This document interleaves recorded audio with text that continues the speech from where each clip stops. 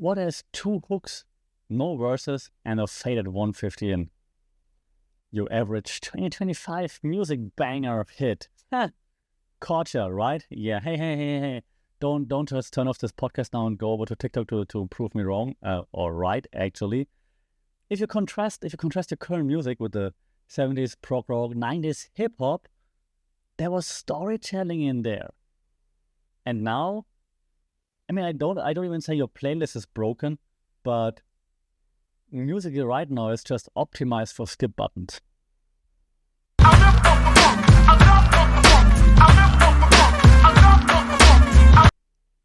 Sawadee Krap and welcome to another episode here for the Funky Pod, Mindful Media and Music.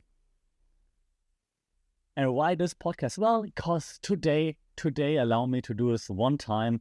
I will not do it many other times. I'll try. But hey, old man yelling at the TikTok clouds.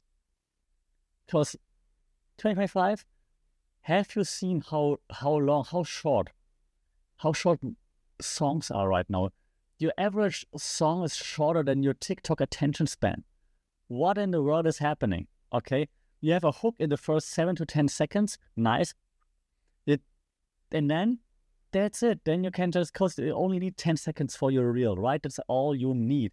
That's why all those songs now have like this quick hook, like a nice. I was about to say verse, but I don't know verses anymore. There are only hooks, and then that's it. Do you remember? No, you don't. When I was your age, I bought albums, okay, on CD, but I downloaded albums via LimeWire, and it took hours, and I was happy with it. And now we have wide playlists. We have lyrics that are engineered, and I'm not making this up. They're engineered for clips. They're like those relatable one-liners. Oh my God, he, she, they, them, they know me so well. Yeah, AI made it, okay? AI made it. They fed like all your stats, all your data, Gen Z, emo, whatever, 23-year-old, make a song for that person. That's what came out. We have AI ghost tracks, and I use Suno too, and it's fun. We have AI ghost tracks flooding Spotify right now. Them getting millions of listens. This is not a collapse, right? I'm not saying like music industry is collapsing, but it's an adaptation to, let's be honest, to broken incentives. Because why should you do it any differently? And that's the actual question right now. Why should you do it any differently? So the industry logic behind that, right, is you have a per stream payout. So if the tracks are shorter, you have more streams, you have more cash. Understood. Stupid, but understood. How else would you count who gets more money? Well, there are different ways to do it. And you could just go like estimated minutes watched, right? Or you go in YouTube videos, for example. Minutes listened. You have playlists as gatekeepers. Like the mood tags are more important than artistry right now. Right? Go to Spotify and try to find something new. How do you do it? You click on Discover Weekly, you get on like new releases. That's all the same based on your algorithm, what you listen to on a daily. Then maybe of those different moods, like workout mood or like, chill vibes or whatever. It's all mood playlists. Nothing artistic there. Or, oh God, you see me already like going into like super old man mode, but TikTok dictates the structure right now of music. That's why all the songs are like front loaded with hooks. I listened to a podcast the other day of a musician, actually, a German musician. He said, Spotify streams are not as important anymore. What really matters to me to see whether or not my song is going to do well are TikTok streams or TikTok using my music, users using my music to create content before I even release it. Because if I know that people on TikTok using it already, then I know it's going to be a success on Spotify. So put all the hooks in the front and at the end, who cares? No one cares what's at the end. You just have like strong 10 seconds and then nothing matters anymore. And that's also why labels, right? Labels invest in data scientists, not in talent scouts anymore as they used to do. So now it all goes towards data. And I teach data analysis at uni, so I'm not against using data to make decisions. But when it comes to music, you still should use data to make decisions. Don't get me wrong. I'm not saying go back to vinyl or anything. Actually, it was kind of cool. In the good old radio days, no, don't. It was not great. It was also broken, and you had to know people and blah. So I'm not saying it was all better. But what I do say is that right now we're creating music for the algorithm and not for ears. Okay? And I think that's a problem.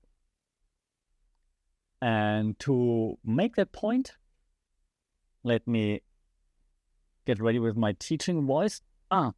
Theory corner. Here we go. I've got 5 theories for you.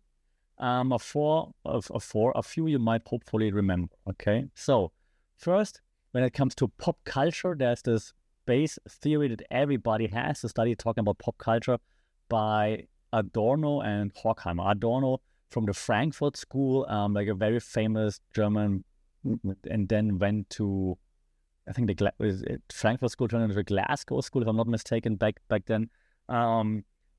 So he was very famous talking about like pop culture, how pop culture affects society and so on, okay? So, and they talk about also what they call the cultural industry.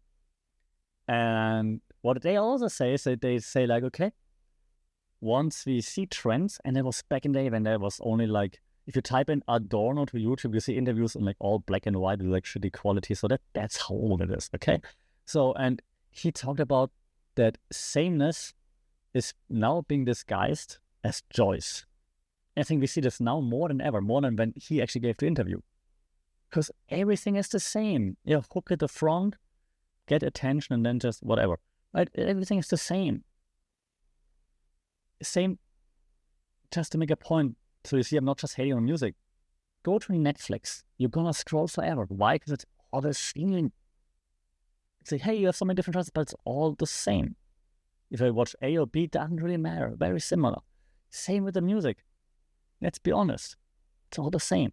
Okay? You have so many different choices of the same.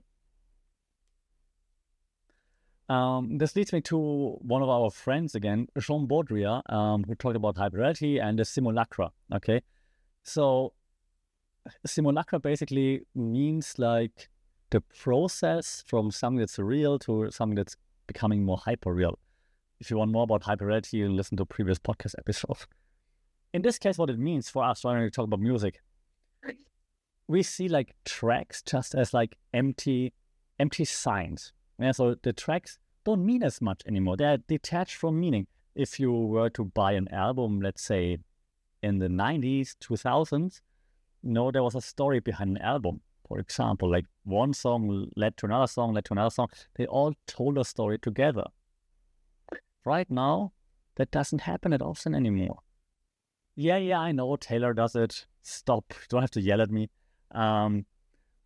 But not many artists can tell those stories. And I'm not hating on the artists particularly. Well, more so on the record labels and the managers and TikTok, for example, okay? Because they make artists go down that road, okay? You don't have to have meaning. You just need to be catchy. That's unfortunately it. So tracks are now empty signs, detached from meaning. Okay. Another one, it's called Structures of Feeling. Okay, it's by Raymond Williams, and he said, even shallow tracks, because writing researchers, tracks don't have meaning. Even shallow tracks, they reveal generational vibes. So it's more about the vibe than it is about the meaning, so to speak. Okay, so if you hit the right vibe, the meaning doesn't really matter as much. Because, in the first 10 seconds, ooh, yeah, I'm vibing with it. So cool. And this leads to one of my favorites. It's called, It's called free labor. The theory of free labor is free labor. Okay, free labor.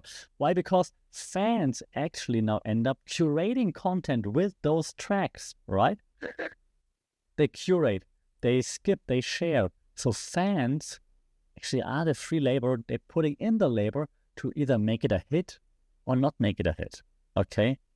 So we have basically unpaid labor feeding the system, smart actually by the record labels, that and either push it to the moon or kill it before it's even starting to take off, before it's even trying to take off.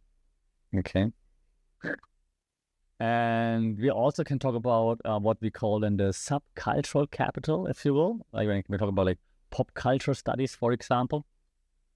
So you can see that there's like resistance in like niche and underground platforms, if you will, Bandcamp, SoundCloud, and so on. So there is a resistance to like that algorithm heavy based monster that's out there with Spotify, TikTok, Apple Music, whatever it might be. So every time this happens, if there's like this monster in charge of something, then there will be subcultural niches trying to find a way around, out, behind, which is also happening right now. So that's the resistance, so to speak. So the resistance is there. I hope it's not futile. And let's hope that the resistance actually gets some more attention, because it definitely deserves it. The last one in the theory corner is just called noise. There are so many people talking about like what noise is when it comes to media and communication. And so I'm just wanted to mention it once too, because in this case, I focus on the one that talks about noise and music. Not in a noisy way, but like what does noise mean? It means that music always predicts the future society. So yeah, it showed you what people thought of. And when like protest songs caught on, and you're like, oh, the society is changing. Society wants this. Society wants that, right? Society likes certain things and puts value on certain things, for example. And they sing songs about it and it catches on. It means people are really into it. Now, music doesn't predict the future anymore. It predicts algorithmic control. Because, hey, algorithm, you tell me what I listen and what I'm like, what I have to like. Just tell me. We don't buy music anymore. We lease it by the vibe. And you know what? I was about to stop yelling at the cloud, but I'm going to keep yelling at the cloud for another like 2-3 minutes, and then I will stop yelling at the cloud. You look at the current charts, top 100. What's topping those charts right now? TikTok sped up versions. Playlists that are topping everything. Spotify, chill beats to study, chill beats to try. Those playlists are the top playlists, right? Songs that are topping it. The fake AI Drake The Weeknd song that fans now prefer compared to originals. Main character songs. It's like a lifestyle now, right? It's not art anymore. It's like you have the soundtrack to your main character because you're the main character. It's a switch. So I'm not hating on all those things I'm saying. I'm just saying there's a big switch there. And the underground resistance that I mentioned, right? Sure, SoundCloud, Barcamp, whatever. But we also see like vinyl revival, which is cool. That's why I hesitated earlier when I mentioned vinyl, German, sorry. Vinyl in German is a vinyl, right? Vinyl. Indie collectors are also, booming is too much, but are also seeing like some more adoption again, which is cool. So the question we still have to ask is like, is music dead? Yeah. Or just zombified right now? And I think, because I know you really want to know what I think, sorry, but I told you, this is my Yelling at Cloud podcast episode today.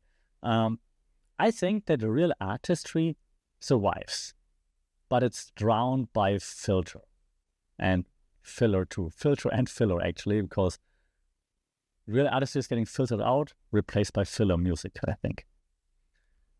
I think right now the underground is where authenticity migrates to, and that's good and bad. It's good that there's a place. It's sad that it's hard to find on major platforms, I think. And I think until payouts change, algorithms will keep ruling the sound because there's no incentive to change anything. So music, generally overall, music did not sell out. I'm not saying music sold out. I'm saying music was never even invited to the meeting. Are you an artist? Are you a musician? Let me know what you think. Am I exaggerating? Am I missing the point? Let me know what you think. Shout out in the comments. Like, share, subscribe. You know the deal. Until then, stay safe. Take care. Support your favorite real musician. And we'll talk again soon. Bye.